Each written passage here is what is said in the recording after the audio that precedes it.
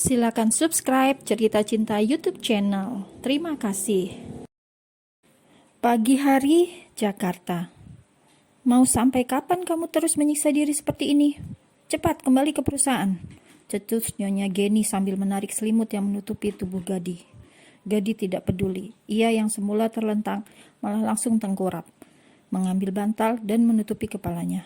Astaga, Nyonya Geni hanya bisa geleng-geleng kepala. Malam harinya. Mau kemana? Mabuk lagi?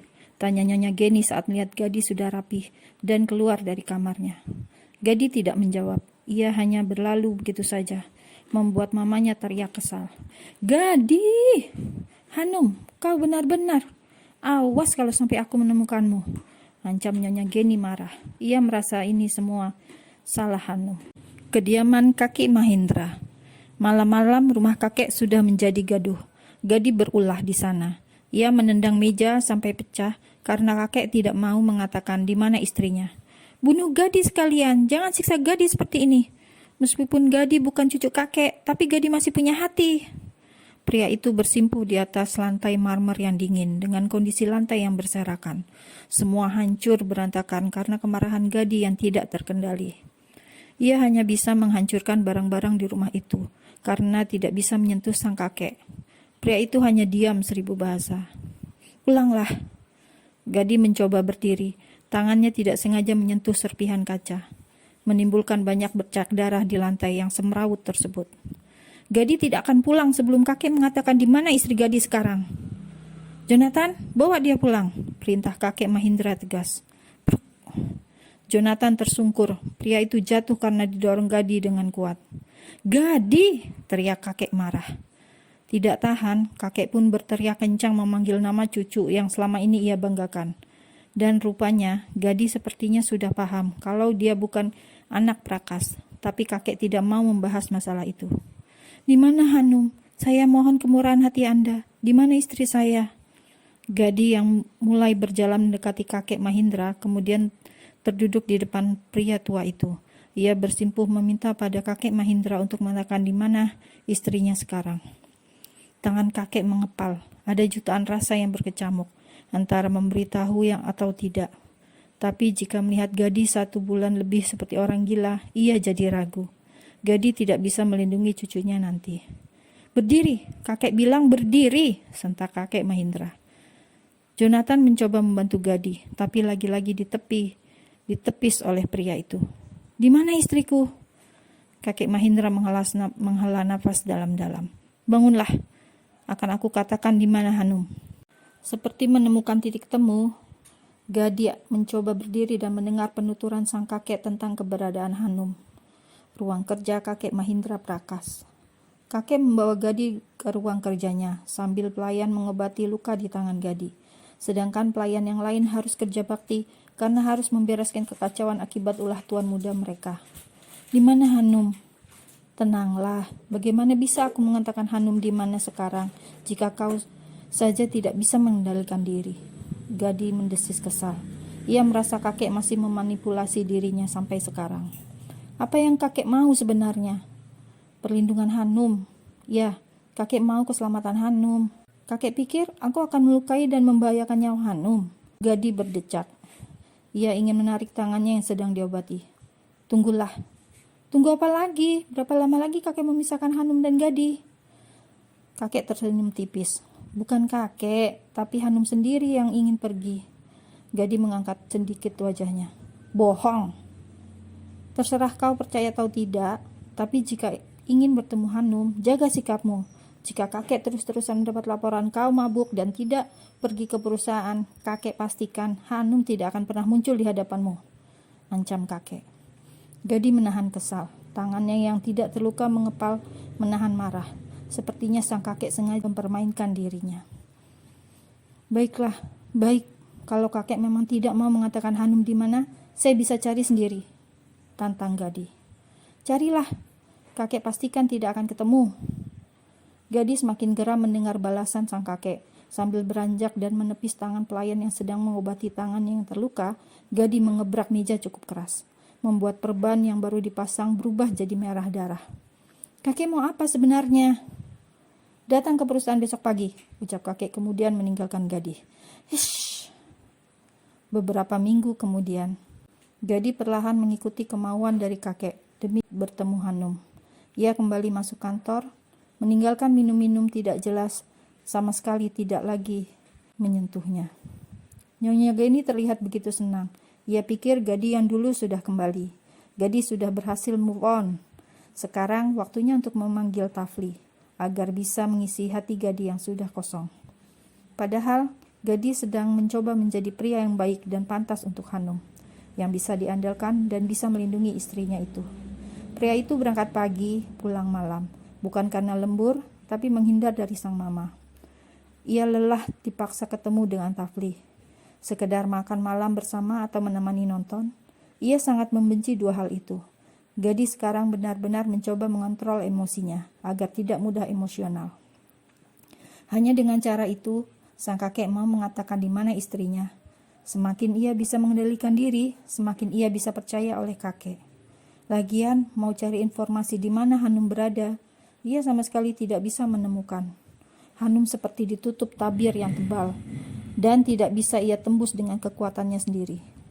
Ia yakin kakek benar-benar sudah menyembunyikan Hanum di tempat paling aman. Ia sebenarnya sedikit lega, setidaknya ia tahu Hanum baik-baik saja. Atlanta, Georgia. Nona mau makan apa? Mau makanan Indonesia lagi?